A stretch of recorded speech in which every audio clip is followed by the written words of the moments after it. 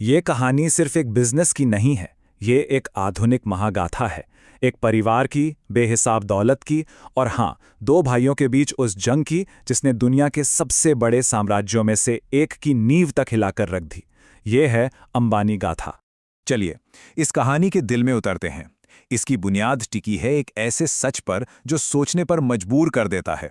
एक तरफ है एक भाई जिसकी नेटवर्थ 9 लाख करोड़ रुपए से भी ज्यादा है, और दूसरी तरफ है दूसरा भाई जो एक ब्रिटिश अदालत में खड़ा होकर कहता है कि उसकी नेटवर्थ 0 है, शून्य। तो सबसे बड़ा सवाल यही उठता है ना, कि दो भाई जिन्होंने शुरुआत एक ही जगह से की, वो आज दो अलग अलग दुनिया में कैसे पहुंच गए।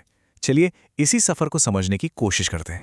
अरबों खरबों की इस चकाचौंध से बहुत पहले ये कहानी शुरू हुई थी मुंबई की एक बेहद साधारण सी चौल में। तो चलिए वक्त में थोड़ा पीछे चलते हैं।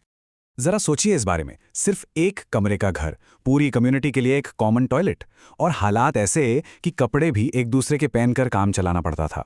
ये थी उनकी शुरुआत, आज की इस बेहिसाब दौलत से मीलों दूर। ये उनकी साझी जड़ों और उन शुरुआती मुश्किल दिनों की असली कहानी है।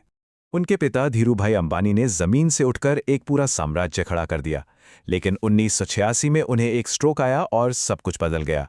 अचानक सिर्फ 29 और 27 साल की उम्र में मुकेश और अनिल के कंधों पर इस विशाल कारोबार को संभालने की जिम्मेदारी आ गई। और जैसे जैसे ये साम्राज्य और बड़ा होता गया, वैसे वैसे इसमें दरारें भी दिखने लगीं। बाहर से तो सब कुछ ठीक ठाक लग रहा था, लेकिन अंदर ही अंदर दोनों भाइयों के बीच तनाव के पहले निशान साफ हो रहे थे। कंपनी में दोनों की भूमिकाएं एक दूसरे से बिल्कुल अलग थीं। मुकेश थे दी ऑपरेटर, जिनका पूरा फोकस बड़े बड़े प्रोजेक्ट्स को समय पर और तय बजट में पूरा करने पर होता था। वहीं अनिल थे कंपनी का पब्लिक फेस, जो लॉबिंग, मार्केटिंग और रिश्ते बनाने में माहिर थे। यही फर्क आगे चलकर उनके बिजनेस करने के अलग अलग तरीकों की बुनियाद बना। सच तो ये है कि झगड़े के बीज तो धीरूभाई की मृत्यु से बहुत पहले ही बो दिए गए थे। उत्तराधिकारी कौन बनेगा, इस बात से लेकर निजी जिंदगी के फैसलों तक, जैसे अनिल की शादी, और यहां तक कि राजनीतिक कनेक्शन को लेकर भी तनाव लगातार बढ़ता ही जा रहा था। साल 2002 ये वो साल था जिसने सब कुछ बदल दिया। धीरूभाई अंबानी के निधन ने एक ऐसा पावर वैक्यूम पैदा किया कि जो तनाव अब तक बंद दरवाजों के पीछे था, वो अब खुलकर एक सार्वजनिक लड़ाई में तब्दील होने वाला था। और सबसे अहम बात, वो अपने पीछे कोई वसीयत छोड़कर नहीं गए थे। बस इसी एक चीज ने कंट्रोल के लिए एक कड़वी और सबके सामने होने वाली जंग का मैदान तैयार कर दिया। अनिल अंबानी के इन शब्दों में कोई अहंकार नहीं है, केवल दर्द, चोट और भावना है। ये सिर्फ एक कॉरपोरेट लड़ाई नहीं रही, ये निजी हो गई, और इसने इस पूरे झगड़े की असली मानवीय कीमत को दुनिया के सामने ला दिया। अब ये बंटवारा बहुत दिलचस्प था। मुकेश को मिले पुराने, स्थिर और कैश से भरे हुए बिजनेस, जैसे पेट्रोकेमिकल्स, और अनिल के हिस्से में आए नए जमाने के वेंचर्स, टेलीकॉम, पावर, फाइनेंस, जिनमें ग्रोथ की संभावना तो बहुत थी, लेकिन रिस्क भी उतना ही ज्यादा था। इसी एक फैसले ने शायद दोनों का भविष्य तय कर दिया। बंटवारे के बाद एक नई दौड़ शुरू हो गई। दोनों भाई अपने अपने रास्ते पर निकल पड़े, और कुछ समय के लिए तो ऐसा लगा कि ये मुकाबला बिल्कुल बराबरी का चल रहा है। 2007 तक तो अनिल अंबानी की नेटवर्थ $45 बिलियन तक पहुंच गई थी। वो अपने भाई से बस थोड़ा सा ही पीछे थे, और दुनिया के सबसे अमीर लोगों में गिने जा रहे थे। उस वक्त ऐसा लग रहा था कि उन्हें कोई रोक नहीं सकता। और फिर आया वो सौदा जो उनकी सबसे बड़ी कामयाबी हो सकता था।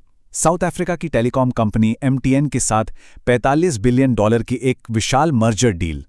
ये एक ऐसा सौदा था जो उन्हें दोनों भाइयों में सबसे अमीर बना सकता था। लेकिन तभी कहानी में एक जबरदस्त मोड़ आया। मुकेश अंबानी ने बंटवारे के एग्रीमेंट से एक कानूनी क्लॉज का इस्तेमाल किया, जिसे कहते हैं राइट ऑफ फर्स्ट रिफ्यूजल, और अनिल की इस सबसे बड़ी डील को रोक दिया। ये एक ऐसा झटका था जिससे अनिल के अंतर्राष्ट्रीय सपने फिर कभी उभर नहीं पाए।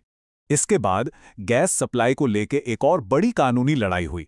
इस मामले में सुप्रीम कोर्ट में हुई हार ने अनिल के सबसे बड़े पावर प्रोजेक्ट की कमर ही तोड़ दी। ये उनके लिए एक और बहुत बड़ा झटका था।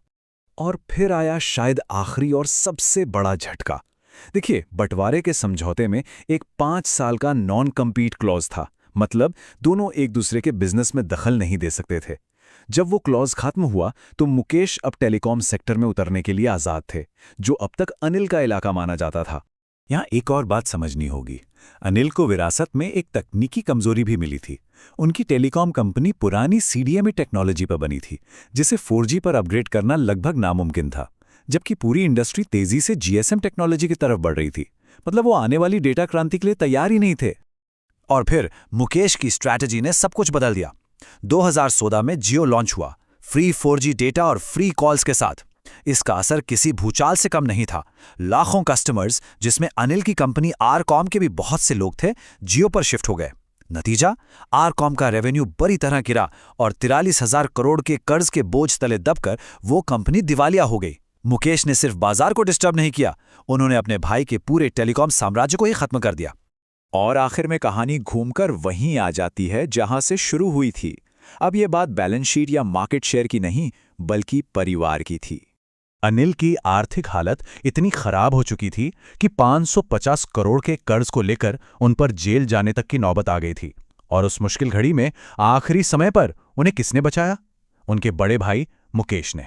अनिल का ये सार्वजनिक धन्यवाद, जिसमें उन्होंने अपने आदरणीय बड़े भाई को शुक्रिया कहा, इस लंबी लड़ाई का आखिरी अध्याय था। ये एक तरह का सरेंडर था और इस बात का ऐलान कि इस जंग में आखिर में सिर्फ एक ही भाई जीत सका। और इस तरह हम वापस वहीं आकर खड़े हो गए जहां से शुरू किया था। वो भाई जो कभी एक दूसरे के कपड़े साझा करते थे, आज दो बिल्कुल अलग वित्तीय दुनिया में रहते हैं। ये कहानी हमें एक आखिरी और शायद सबसे ज़रूरी सवाल के साथ छोड़ जाती है कि आखिर विरासत का असली मतलब क्या होता है।